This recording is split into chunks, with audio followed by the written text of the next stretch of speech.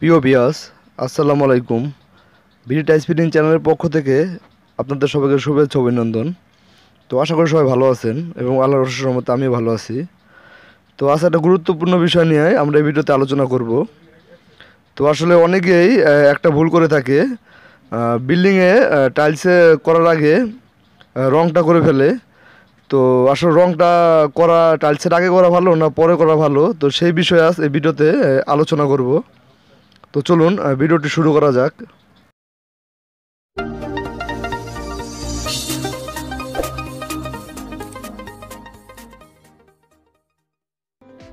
তো প্রিয় ভিউয়ার্স, দেখুন, এই কাজটা আসলে ভুলও করা যাবে না, যে টাইলসের আগে রং করাটা এটা আসলে একটা বোকামি।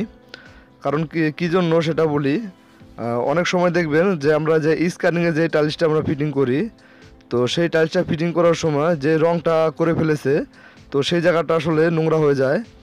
আর অনেক সময় যখন আমরা ফ্লোরে কাজ করি, তখন বালি সিমেন্ট যখন টাইলসটা ফিটিং করি, দেখা গেছে কিছু বালি সিমেন্ট ছিটে যায়, তো রংটা নোংরা হয়ে যায়। তো সেটা ভুলও করবেন না। আর আরেকটা বিষয় বলি, একটা কাজ করতে পারেন, রং করার আগে ওয়ালটা ভালোভাবে, যে রং মিস্ত্রিরা ওয়াল ঘষে শিরিষ কাগজ এবং পাথর দিয়ে ঘষে, সেই কাজটা করতে পারেন। অনেক সময় আরেকটা বিষয় আছে যে স্কার্টিংয়ের যে রাজমিস্ত্রিরা কাজ করে মাপটা রাখে, সেটা একটু কম বেশি রাখে।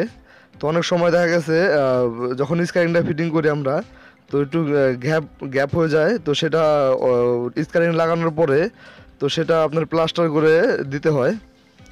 তো অনেক বিষয় আছে আর কি, যে সেটা আসলে না করাটা আসলে ভালো, যে টাইলসের পরেই আপনার রং করাটা আমি মনে করি ভালো।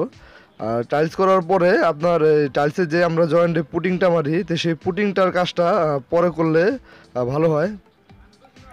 দেখুন, আমরা এই যে কাজ করেছি, তো এটা রং করে ফেলেছে, তো নোংরা হয়ে গেছে। তো আবারও এই রঙের কাজটা করতে হবে। তো আজকের মতন এই পর্যন্তই এই ভিডিওতে বলার চেষ্টা করলাম। তো চ্যানেলে যারা নতুন এসেছেন অবশ্যই চ্যানেলটা সাবস্ক্রাইব করে রাখবেন। আর যারা চ্যানেলটা সাবস্ক্রাইব করে রেখেছেন তাদেরকে অসংখ্য ধন্যবাদ। আর কোনো কাজের বিষয় যদি জানতে চান, অবশ্যই কমেন্ট বক্সে কমেন্ট করে জানাবেন। আমরা সেই বিষয়ে নিয়ে আমাদের এই চ্যানেলে ভিডিও দেওয়ার চেষ্টা করব। তো সবাই ভালো থাকবেন, সুস্থ থাকবেন।